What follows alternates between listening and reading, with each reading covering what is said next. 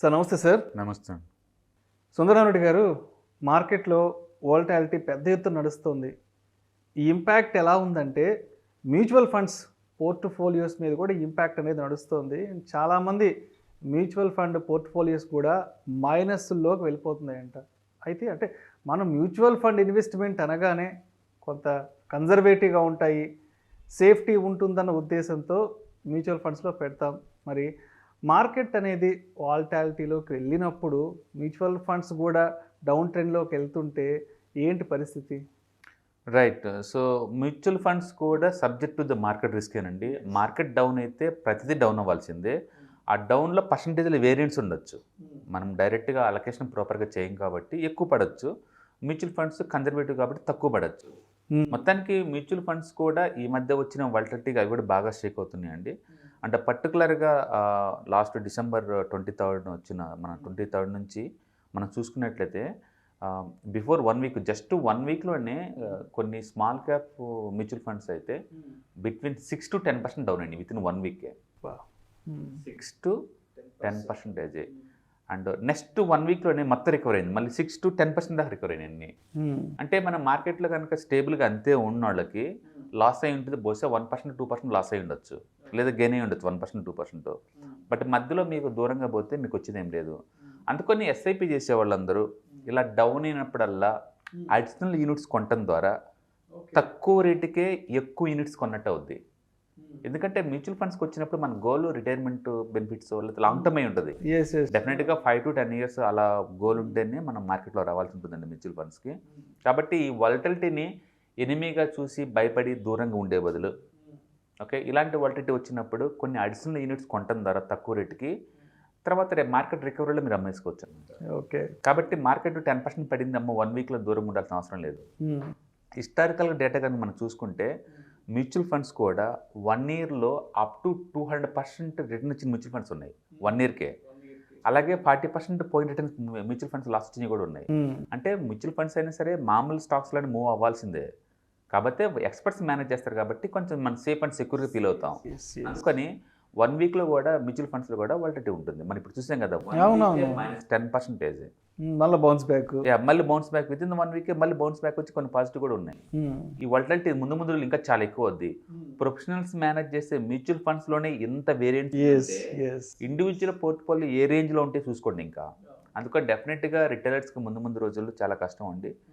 ఈ వాలటిలిటీ ఇంత కంటిన్యూ అవుతుంటుంది.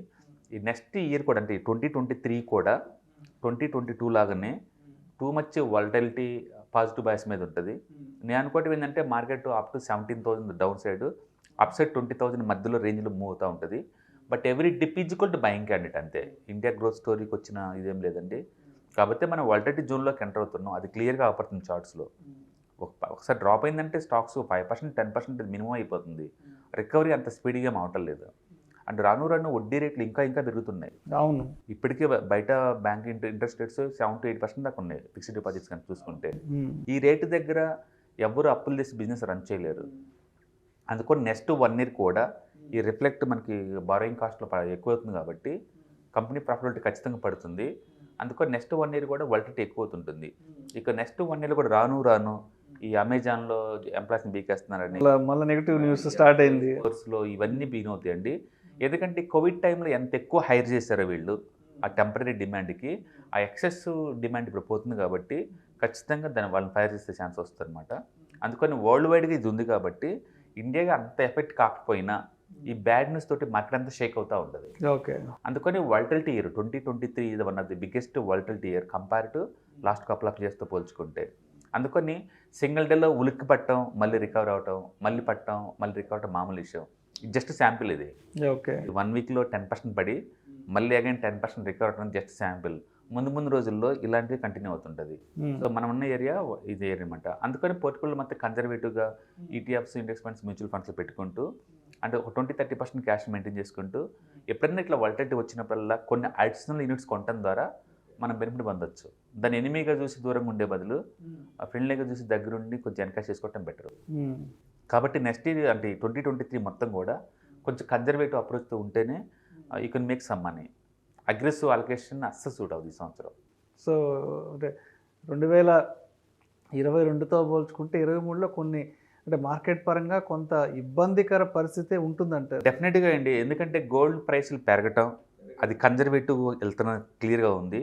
8 ఇయర్స్ తర్వాత ఇండియాలో 8% వడ్డీ ఆ ఏరియాలోకి ఎంటర్ అవటం, అంటే ఎవరైతే కన్జర్వేటివ్గా ఉంటారో వాళ్ళ డబ్బుని కొంత డెట్కి పంపిస్తారు. ఎందుకంటే సేఫ్టీగా 8% వస్తున్నప్పుడు మార్కెట్లో రిస్ట్రిక్షన్ పెట్టాల్సిన అవసరం లేదు. అవును. రెండోది, అమెరికాలో 12 ఇయర్స్ తర్వాత హైయెస్ట్ వడ్డీ 5% వడ్డీ అమెరికా ఉంటాం.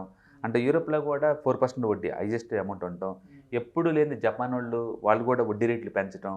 ఇది దేనికి గుర్తంటే రాను రాను మనీ టైట్ అవుతుంది, ఇంకా ఓకే. లిక్విడిటీ క్రంచ్ వద్ది. స్టాక్ మార్కెట్స్ అంటే లిక్విడిటీగా మూవ్ అవుతుంటాయి. లిక్విడిటీ ఎప్పుడైతే తగ్గుద్దో ఆటోమేటిక్గా వాలిటిలిటీ బీన్ అవుద్ది. అదే మనకు శాంపుల్ లాగా మనకు డిసెంబర్లో కనపడింది.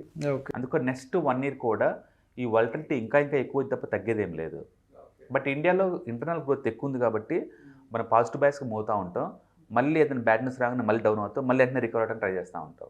కాబట్టి బెస్ట్ ఏంటంటే ఒక 20-30% క్యాష్ మెయింటైన్ చేసుకుంటూ డిప్ వచ్చిన ప్రతిసారి బై చేసుకోవడం best approach. Right. Thank you sir. Right sir.